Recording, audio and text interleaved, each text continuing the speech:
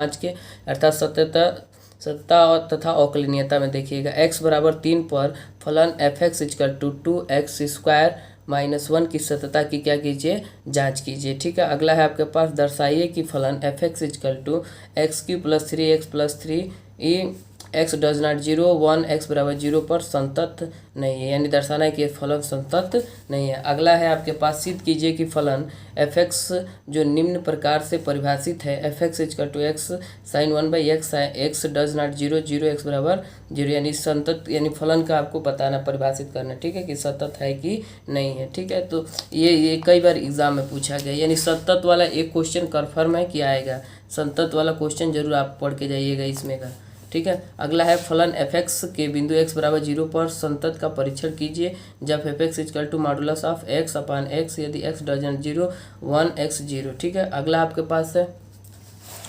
Pass f(x) equal to 3ax plus b x greater than 1 और 11 और क्या है x बराबर 1 5ax minus 2b x less than 1। यदि x बराबर 1 पर संतत फलन तो a और b का क्या ज्ञात कीजिए, माने संतत है, x बराबर 1 पर संतत है तो a और b का क्या करना है, आपको मान बताना है। ठीक है, अगला है आपके पास y equal to e sine inverse x square, यानी इसका dy/dx करना है। ठीक है, तो इसका आपको क्या करना है, अवकलन करना है। ठीक है, अगला है आपके पास x equal to 80 square y equal to 280, तो dy/dx का मान ज्ञात कीजिए, यानी आपको dy/dx यानी अवकलन करना है। ठीक है, उसके बाद ये देख लीजिएगा, उतना तो आएगा नहीं क्योंकि है नहीं सिलेबस में ये वाला। ठीक है, तो बस प्रैक्टिस करिए, जहाँ से रिपीट अलाउ होता है वहाँ से क्या मान लेते हैं, y मान लेते हैं। ठीक है, अगर होगा तो, अगर एग्जाम में तो ये आएगा नहीं, बस देख लीजिएगा हल्का सा।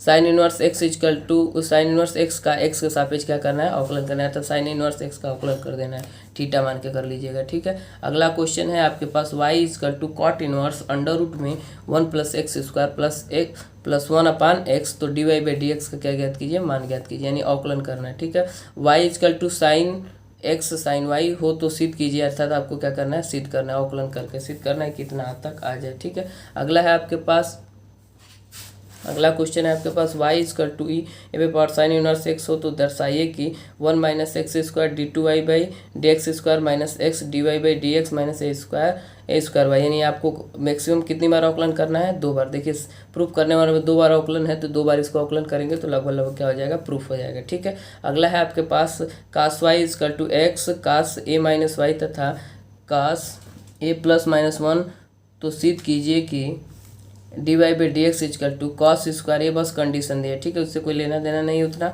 बस आप एक बार अवकलन करेंगे तो लगभग ये आ जाएगा। ठीक है, इस बात को तो सिद्ध कीजिए कि dy/dx equal to cos square a plus y upon sine a. ठीक है, अगला है आपके पास y equal to under root में 1 minus x upon 1 plus x, तो सिद्ध कीजिए कि 1 माइनस एक्स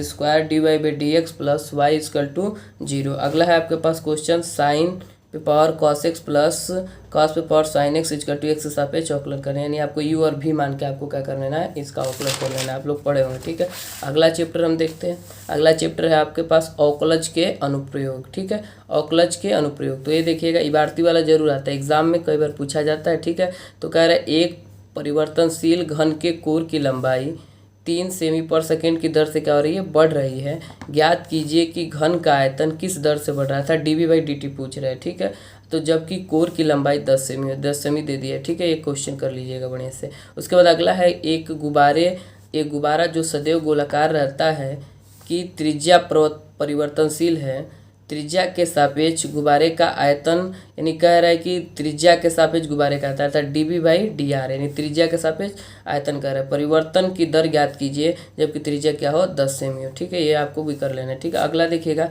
यदि किसी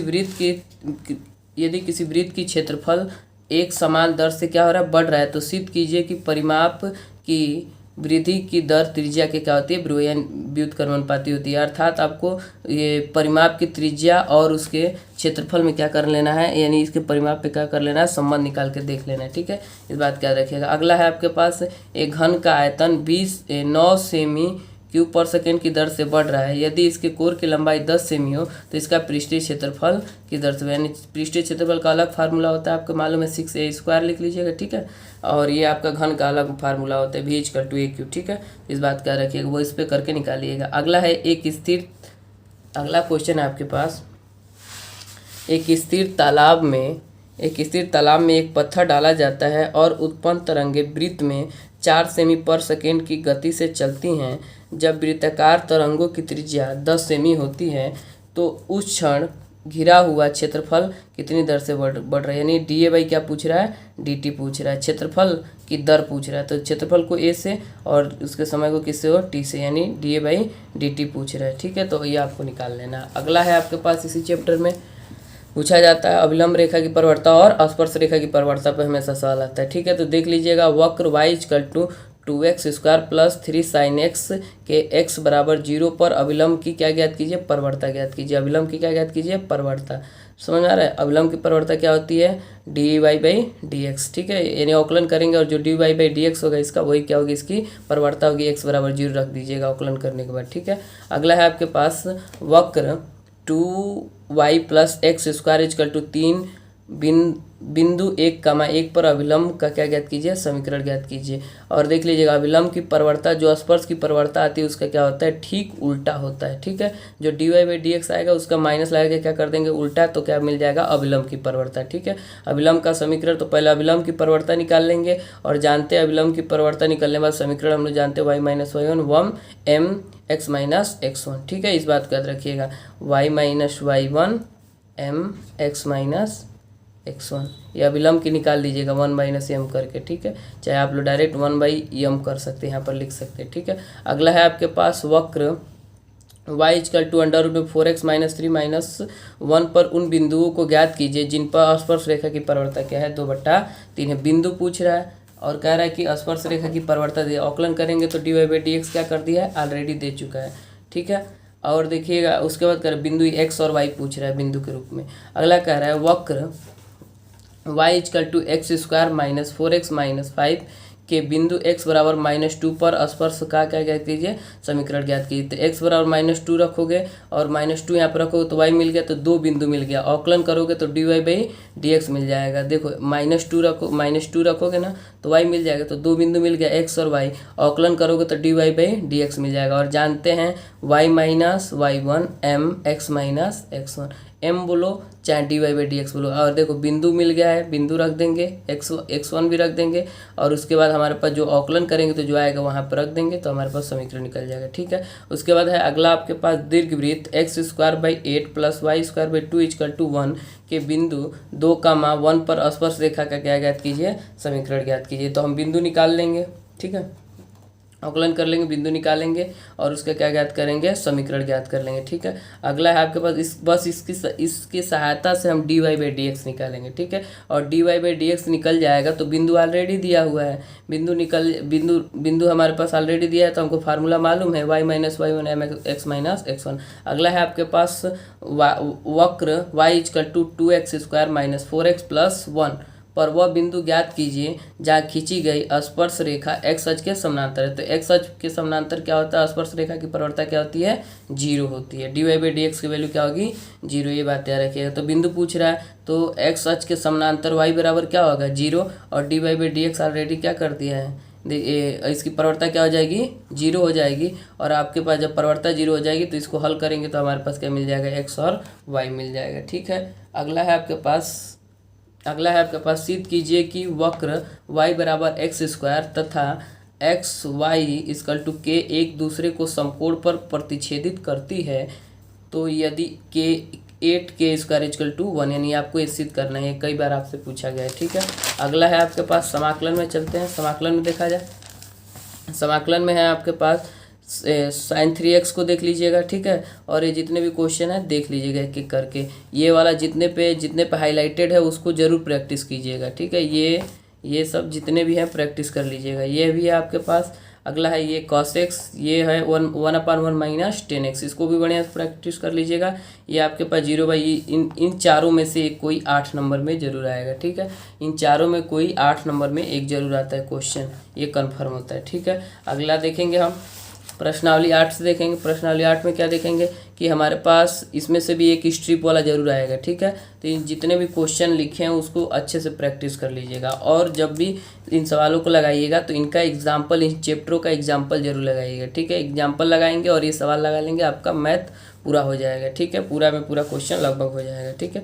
अगला है, देखिएगा इसमें वक्र y equal to 4x², x बराबर 0 और y बराबर 1 एवं y बराबर 4 द्वारा परिबद्ध क्या ज्ञात कीजिए, क्षेत्रफल ज्ञात कीजिए, ठीक है। अगला है आपके पास y इक्वल टू x² एवं रेखा y बराबर 4 से घिरे क्षेत्र का क्या ज्ञात कीजिए, क्षेत्रफल ज्ञात कीजिए। ये आपको ये सब सवाल लगा लेने, ठीक है। अगला है आपके पास y² इक्वल टू 4ax और इसकी नाभि लंब जीवा से घिरा क्षेत्रफल ज्ञात कीजिए, ठीक है।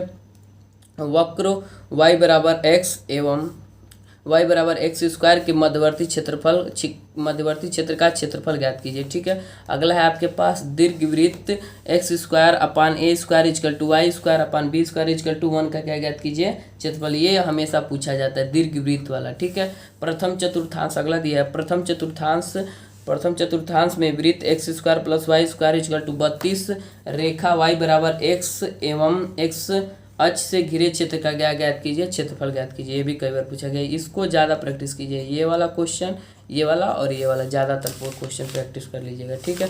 अगला हम लोग आते हैं अवकल समीकरण में। अवकल समीकरण में पहले तो आपको कोटि घात बताना होगा। तो अधिकतम अवकलन की क्या होती है, अवकल की घात क्या होती है, कोटि है। यानी जो अधिकतम अवकलन होता है, तो इसका देखिएगा ये 2 बार अवकलन है, मगर इस रूट को हटाएंगे 1/4 होगा, 4 इधर आएगा तो इसका घात कितना होगा, 4 होगा। ये 4 है ना, तो इसको क्या लिखोगे, 1/4 लिखोगे। ये जब इधर आएगा तो गुणे में, यानी इस पर कितना पावर आ जाएगा, 4, ठीक है। तो यानी इसका जो घात होगा वो 4 होगा, ये बात याद रखिएगा। उसके बाद इसका कह रहा है कि घात क्या है, तो इसका घात जो है आपके पास घात परिभाषित नहीं, क्योंकि ये अच्छे से अवकलन नहीं हुआ है, ठीक है। अगला है आपके पास dy/dx equal to 4 minus y² का क्या ज्ञात कीजिए, व्यापक हल ज्ञात कीजिए, ठीक है। व्यापक हल ज्ञात करने का हम बताएंगे व्यापक हल कैसे किया जाता है, ठीक है। एग्जाम में जरूर आएगा एक क्वेश्चन व्यापक हल वाला, ठीक है। ये बात याद रखिएगा। अगला है आपके पास अवकल समीकरण, सुन लीजिए। अवकल समीकरण dy/dx equal to xy plus x plus y plus 1 को हल कीजिए। ये भी उसी तरह होगा, ठीक है, व्यापक हल की तरह होगा, ठीक है। अगला है अवकल समीकरण dy/dx plus √1 minus y² upon 1 plus x² equal to 0 को हल कीजिए। ये भी वैसे ही होगा, ठीक है। अगला है अवकल समीकरण xy dy/dx x plus 2y plus 2 के लिए बिंदु -1, -1 से गुजरने वाला वक्र ज्ञात कीजिए। ये भी आप बहुत प्रैक्टिस कर लीजिएगा, ठीक है। ये हम समझा देंगे क्वेश्चन को। अगला है आपके पास x dy/dx equal to y minus x cos square y/x को हल कीजिए। यानी ये भी आपको क्या करना है, हल करना है, अर्थात dy/dx plus py equal to q से कंपेयर करके, ठीक है। ये हम सिखाएंगे ताकि आपको अच्छे से आ जाए, ठीक है। जितने भी चैप्टर का वीडियो बना रहे हैं, एक एक करके सबका हल हम क्या कर देंगे, अपलोड कर लेंगे, ताकि आप देख लें, ताकि आसानी से आपका सारा क्वेश्चन हो जाए, ठीक है। देखिएगा अगला क्वेश्चन है, बिंदु -2, 3 से गुजरने वाले ऐसे वक्र का समीकरण ज्ञात कीजिए जिसके किसी बिंदु x, y पर स्पर्श रेखा की परिवर्तक क्या है, 2x अपान y² है, ठीक है। पढ़ लीजिएगा ये क्वेश्चन। अगला है आपके पास अवकल समीकरण x² plus xy dy/, equal to x² plus y² bracket बंद dx को हल कीजिए, अर्थात ये 2 घात वाला है, u और v मान के इसमें किया जाएगा, ठीक है। अगला है आपके पास अवकल समीकरण dy/dx plus 2y equal to sine x का व्यापक हल कीजिए, अर्थात व्यापक हल का ये आपके पास फार्मूला है, इसमें हल किया जाएगा इसका फार्मूला अच्छे से, ठीक है। उसके बाद देखिएगा अगला है क्वेश्चन है cos square x dy/dx plus y equal to 10x को क्या कीजिए, हल कीजिए। ये भी ऐसे ही होगा, सेम टू सेम, ठीक है। अगला देखिए, अगला क्वेश्चन है आपके पास 1 + y² dx plus 2xy dy equal to sine y dy को हल कीजिए। अगला है आपके पास, उसके बाद है आपके पास y dx minus x plus 2y² dy equal to 0 का हल ज्ञात